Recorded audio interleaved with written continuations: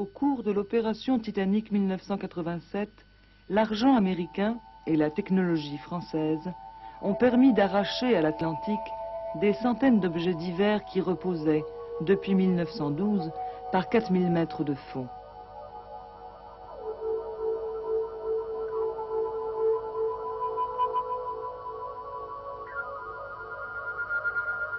Ces vestiges appartiennent aux plus beaux et aux plus grands paquebots du monde, fleurons de la compagnie White Star.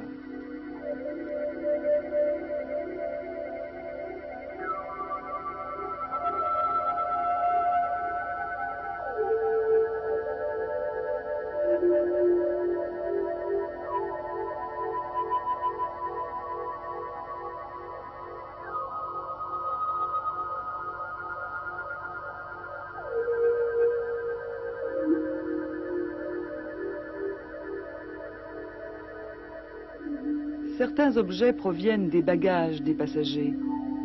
Mais le trésor du Titanic, ce ne sont pas seulement les joyaux et les pièces d'or des contes de notre enfance, mais tout ce qui raconte encore les rêves et les espoirs des voyageurs, brusquement interrompus ce 12 avril 1912.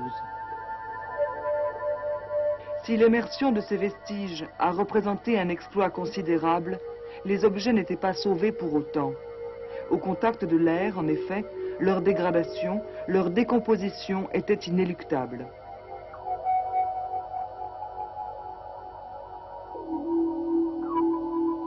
Pour être conservés et exposés au public, ces objets ont dû suivre divers traitements basés essentiellement sur l'usage de l'électricité.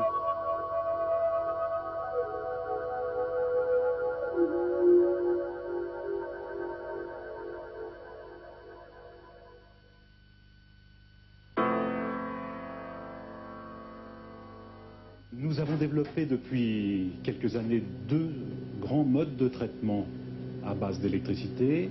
C'est l'électrolyse et c'est l'électrophorèse. Sous ces mots un peu barbares, des notions très simples de transport, de charge, de courant. L'électrolyse permet de travailler directement avec le courant électrique sur la pièce. C'est le cas pour les pièces métalliques. Ainsi, pour cette louche d'argent, l'électrolyse permet un nettoyage très précis. Les souillures se décollent spontanément sous l'effet des bulles d'hydrogène.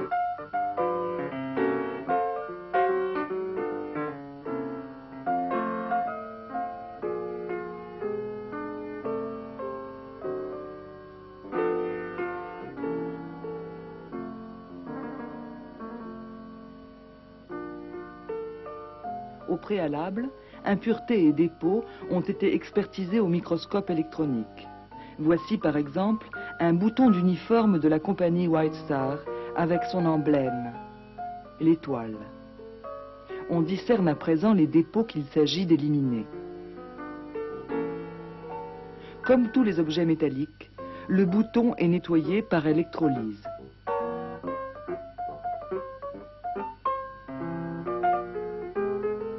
C'est maintenant le tour d'une boîte en argent contenant des boutons.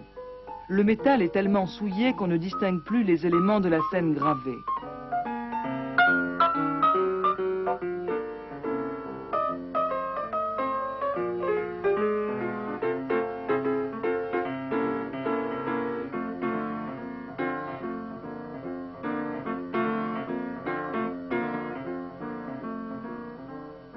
Beau nettoyage. Mais le cœur du métal n'était pas atteint. Car voilà ce qui est arrivé à une fourchette laissée à l'air libre.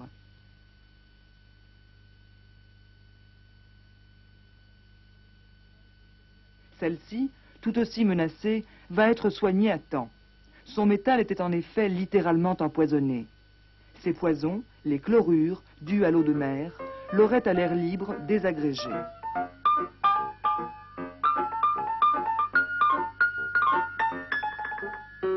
La voici sauvée, purifiée et nettoyée.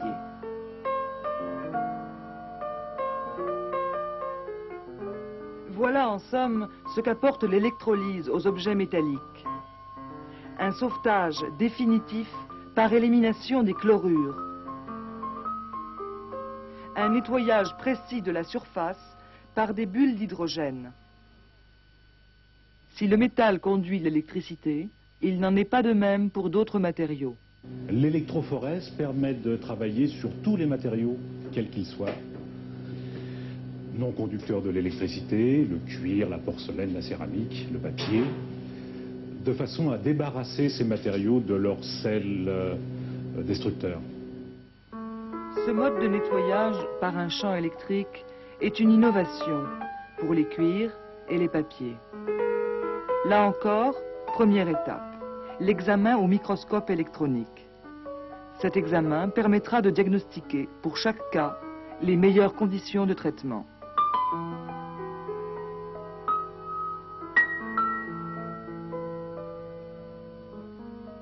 Quoi qu'il en soit, le combat de l'électrolyse et de l'électrophorèse reste le même.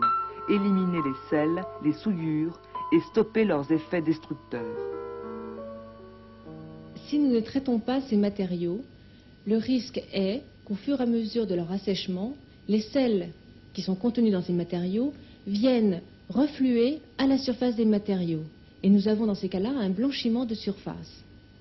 En plus des blanchiments que l'on peut observer déjà sur certains objets, nous risquons d'avoir un gonflement des sels à l'intérieur de la structure même des objets. Ce gonflement interne va provoquer des fissurations, des craquelures qui peuvent amener l'objet à se décomposer et à tomber en poussière. Voici un portefeuille en cuir, séché mais non traité. Les sels qui l'imprègnent remontent à la surface. Pour les éliminer, un remède efficace, l'électrophorèse.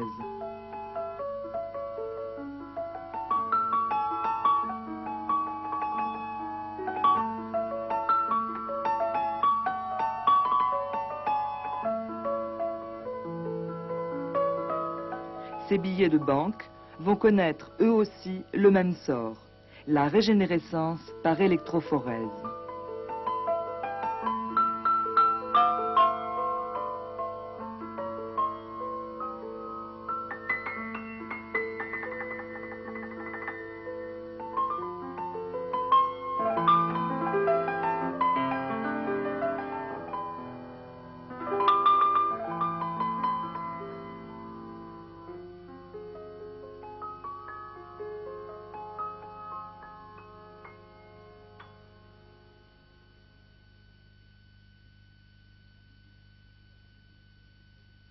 La manipulation des papiers mouillés est très délicate.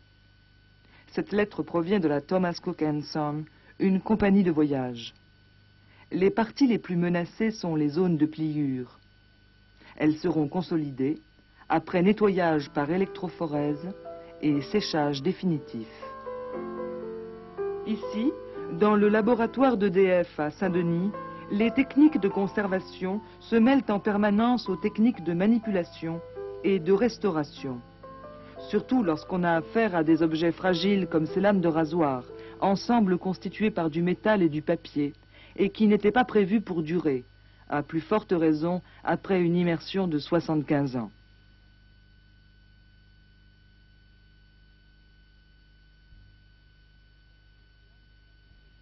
Pas de chance, cette lame est fracturée.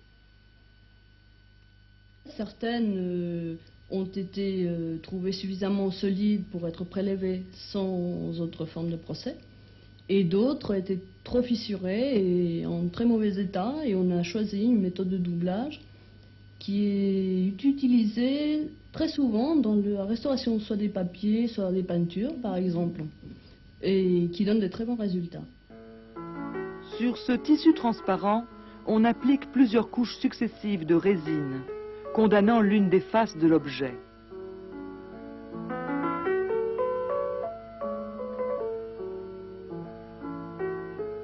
Quant aux enveloppes, elles ont été débarrassées des oxydes de fer grâce à des méthodes chimiques et électrochimiques. Autres clients de l'électrophorèse, la céramique, la porcelaine et le verre, pour lesquels rinçage, brossage et nettoyage ne suffisent pas toujours à libérer les objets de leurs souillures les plus coriaces. Certains verres ou certaines céramiques ont été mises en contact avec des objets métalliques lors de leur enfouissement.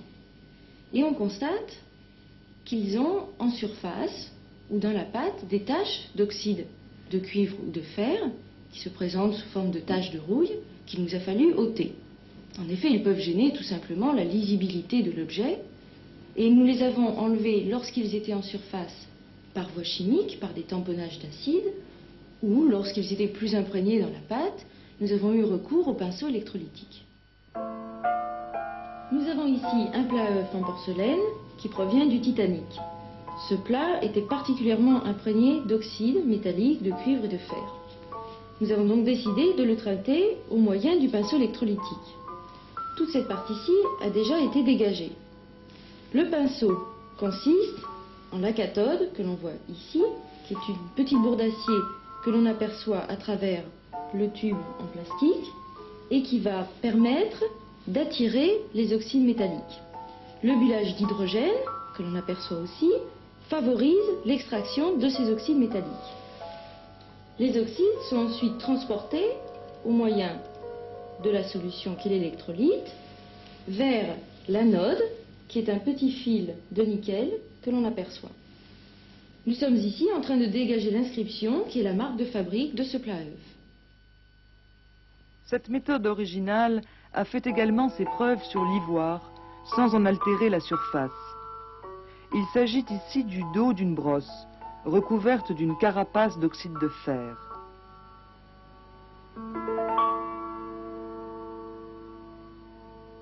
Autre matériau délicat, l'aluminium de ce porte-voix.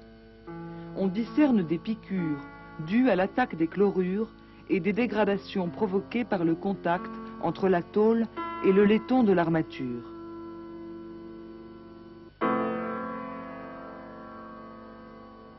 La durée du traitement des gros objets est proportionnelle à leur taille. C'est-à-dire que suivant la masse de l'objet, le poids, la surface, les traitements peuvent varier de 1 à 6 mois.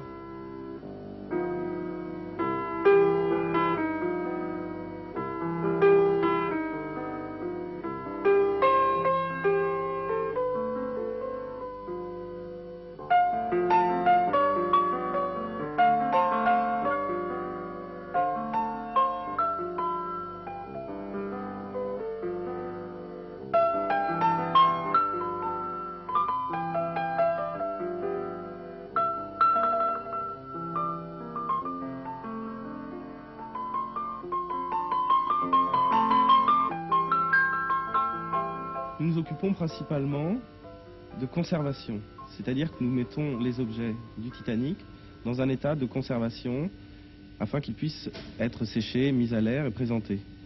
Par la suite, d'autres procédés peuvent permettre la présentation, mais au niveau esthétique, la restauration proprement dite, c'est-à-dire le rebouchage, par exemple dans le cas des casseroles, le rebouchage des trous par des résines, mais qui ne font pas appel à des traitements électrochimiques.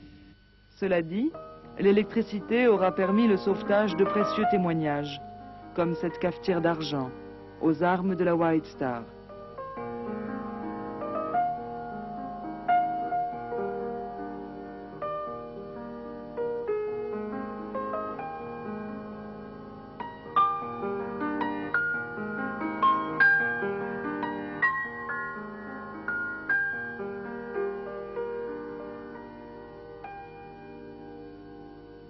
Et voici, en traitement, la pièce la plus attachante sans doute, l'angelot porte-chandelle de l'escalier des premières classes.